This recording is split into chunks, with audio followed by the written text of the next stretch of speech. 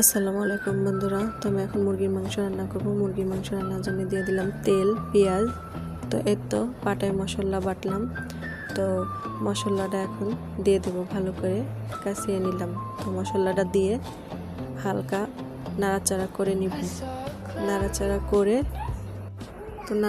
করে নেব, সুন্দর করে ভেজে নেব। আপনারা চাইলে আরও ভাজতে পারেন। তো আমি লবণ দিয়ে দিলাম, স্বাদ মতো হলুদ দিয়ে দিলাম, মরিচের গুঁড়া দিয়ে দিলাম। আপনারা চাইলে আপনাদের কমায়া বাড়ায়া নিতে পারেন। তো আমি সুন্দর করে ভেজে অল্প পরিমাণের পানি দিয়ে দেব। পানিটা দিয়ে সুন্দর করে কষিয়ে মুরগির মাংসটা দিয়ে দেব। আলুটাও দিয়ে দেব, আপনারা চাইলে পরে দিতে পারেন। তো আমি এখন সুন্দর করে কষিয়ে নেব। এই তো কষিয়ে হালকা পরিমাণের পানি থাকতেই আমি পানি অ্যাড করব।